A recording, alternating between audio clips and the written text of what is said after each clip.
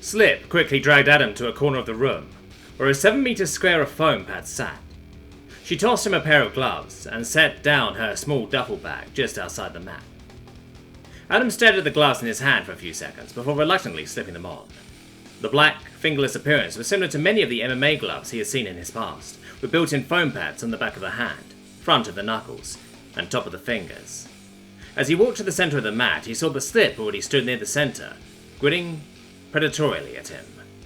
"Listen, Slip, I don't want to hurt you," Adam said, already moving into a familiar hand-to-hand stance. His right leg was pointed at Slip. His left was behind him at a 45-degree angle. His hands were positioned in front of him, slightly open in a way that would have been conducive to both grappling with the woman and making a fist. Her stance was wide, feet just slightly shifted past shoulder width apart, with her right hand extended with a bend at the elbow in front of herself, and her left pulled next to her hip, slightly opened. Adam wasn't familiar with the stance, but chalked it up to a Shorvanti martial art that he was unacquainted with. "Good. That just means it'll be easier to pin you to the mat," she said, beginning to circle to the right. Adam circled to the left, slowly closing the distance on the short warrior. Her light for a Shorvanti frame was clearly perfect for a fight like this. The few Shor who had gone close enough for him to engage in hand-to-hand previously had been betrayed by their lackluster reflexes and bulky builds. They simply could not maneuver like a human could. Once close enough to strike, he started to probe her defences, throwing a quick, yet weak right hook. Slip deflected the blow and, as punishment, delivered 2 solid punches to his lower ribs and back. Adam and Slip broke apart, continuing their circling as they sized one another up. The pain rippling through his body informed him, in no uncertain terms, that he had woefully underestimated the woman. Adam decided to change tactics at this point, planning to use the 3 inches in height and several dozen pounds in weight he had on her to his advantage. Closing the distance yet again, he deftly dodged the right hook, grabbing the offending arm, and spun around, attempting to throw the woman over his shoulder and into a position where he could pin her. As she was thrown, she managed to wrench her arm from his grip, hit the mat, and roll several feet away from him, out of his grasp. She stood up, just in time to block a right hook thrown by Adam with her left arm, and twisted her frame to use his momentum, along with her own force, to throw an elbow into his solar plexus. Breathless, Adam stumbled back. This woman in front of him had the fastest reflexes of any Shorvanti he'd ever fought. "Holy fucking shit, Slip," said Adam, catching his breath. "Where did you learn to fight like this?" "Well," she spoke, as she slowly moved closer to Adam. "Growing up on the streets of Quinatori and Shill, you either learn a thing or two, or you die." As she finished, she threw a right hook his way, which he blocked, caught in his left hand and wrenched skyward. The tactic pulled her off balance, nearly on her toes, and brought her right hand side into view for Adam. Quickly, he delivered 4 strikes to her right ribs, just below her armpit. Slip had managed to recover by the 4th strike and went limp. The dead weight was too much for Adam to hold, and he released the woman's hand as she dropped into a backwards roll and emerged vertical a few feet from himself. "You know, this is the first time since I joined that I've gotten hit like that." She was smiling widely, despite the pain. Clearly she enjoyed the challenge of an opponent who could match her in a fight. "Who taught you to fight like that?" "It's a combination of things," he said, beginning to circle her as she did the same. "My mother taught me Sambo, the fighting style of her homeland, from a young age. Following that, the Modern Army Combatives program got their hooks into me when I was enlisted. And finally, one of the guys on my fire team was obsessed with Krav Maga." "What is Krav Maga?" Slip asked, canting her head slightly. "It's a kind of street fighting that was developed in a nation that's been in a state of near constant war for over 1,000 years, he replied with a shrug. "Sounds like something," she said, throwing a punch at Adam upon rapidly closing the distance between them, "that I might have to learn. Will you teach me?" she asked, after having slipped out of Adam's post-block attempt to pull her into a headlock. Said Adam, before throwing a right hook, only to feint, and spiral around for a backhand that connected loudly with her face from his left hand. "I was never really good at it, just took a few cues from him." "Maybe after we integrate your world," she replied, left hand rubbing her jaw, "I'll have to take a vacation and learn." Adam and Slip circled, each throwing jabs here and there, only to be met with blistering counterattacks from the other. 10 minutes later, they both stood 3 meters apart from the other, neither having gotten the upper hand. A small crowd of onlookers had formed from the denizens of the on-base gym, clearly interested in the duel between what was the pod's resident hand-to-hand champ and the unusual alien newcomer to the base. "Time out?" asked Slip, breathing heavily. Adam, who was breathing heavier than she was following the bout, could only manage a nod. She walked over to her duffel bag, unzipped it, and pulled free a bottle of bright blue liquid. She drained half of it in short order, re-securing the lid. She then made a motion with the bottle, clearly offering some to Adam, who happily accepted. Catching it from the air as she threw it, he opened the lid and drank the remainder down. It was sweet, and tasted similar to a lot of the sports drinks that existed back on Earth, if slightly sweeter than normal. Similar morphology probably led to relatable tastes in food, although the Shulvanti clearly had a much larger sweet tooth than humanity. Now finished with the bottle, he reattached the lid, looking back at Slip. She was holding two forearm-length black objects, grinning like a madwoman. "Ready for round two?" she asked. Chuckling slightly, Adam replied, "I guess. What you got there?" She then tossed one of the objects underhand to Adam, who caught it in his right hand before walking to a garbage receptacle a short distance away. It looked like a rubber combat knife, with a silver metal component that spanned the entire edge where a blade would be. "That," Slip said, as Adam returned to her, "is a TK-23 training knife. Flip the switch on the bottom and touch your palm." Acquiescing to her orders, Adam did as instructed, only to have a lightning bolt of pain shoot up his arm as the blade shocked him. "God, fuck, that hurt," he said, shaking his slightly numbed arm out before continuing. "You could have just told me what it did, you know." "Come on, that was funny," she said, unable to contain her excitement anymore. "Okay, it was kind of funny," said Adam, unable to resist chuckling at the jovial alien. In silence, they settled into their respective knife-fighting stances.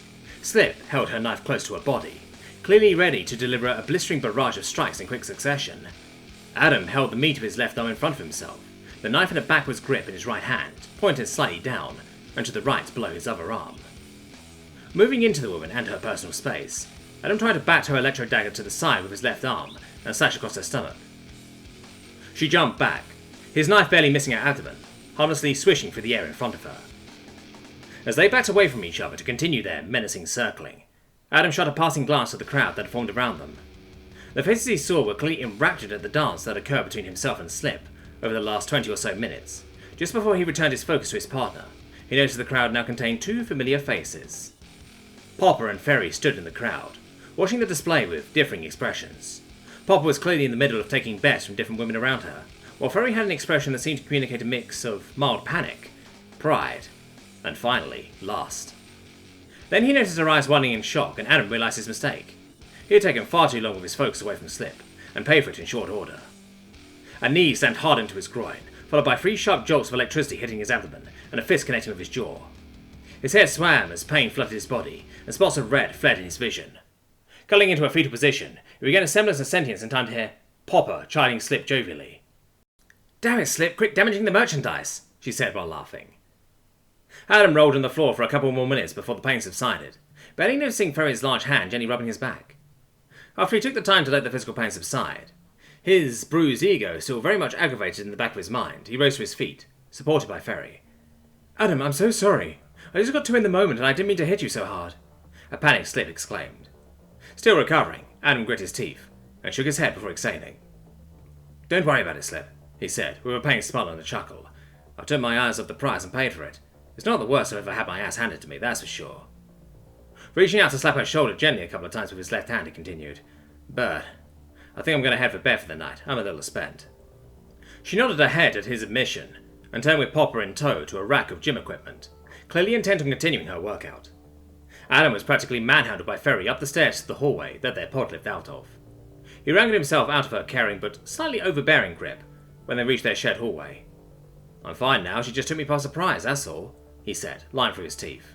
In truth, he was covered in multicoloured bruises, including one on his jaw. "Don't even think about it," she said, seeing right through his attempt to bullshit her. "You're coming to my room with me. That's because some bruise cream left over from the time Slip talked me into the ring, and I spent a week being treated by Cutter."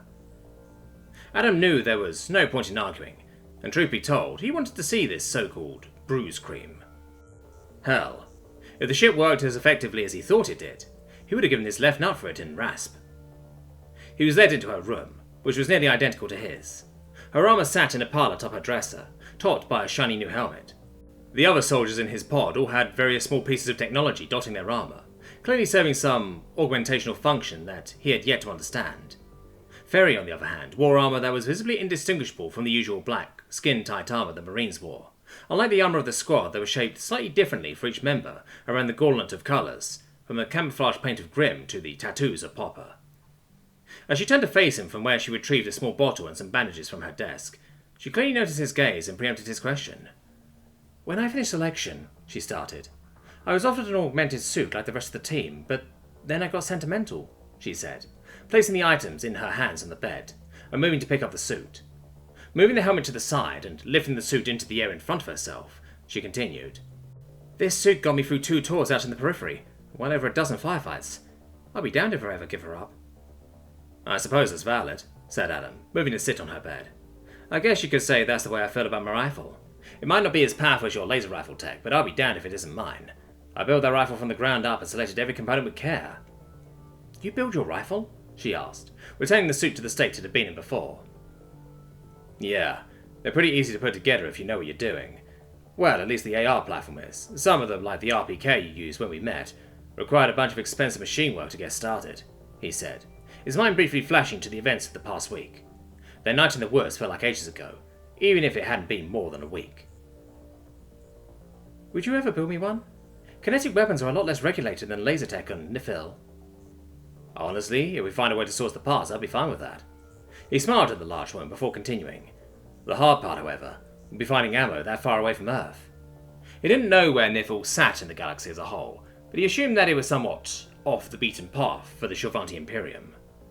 She hit him with a dazzling smile at his not quite promise to build her a weapon, and he reacted instinctively, pulling her in for a kiss. She no longer locked up at his advances, having shared enough kisses with him in dark corners, the unpopulated pod bay, and before showers on the Valiant Saber, to realize that, sometimes, he initiated the affection. Breaking the kiss suddenly, he took off his shirt, by pulling it over his head, readying himself to apply the bruise cream. After the cloth that obscured his vision was pulled away, he refocused to find Ferry eagerly lifting her shirt above her head as well.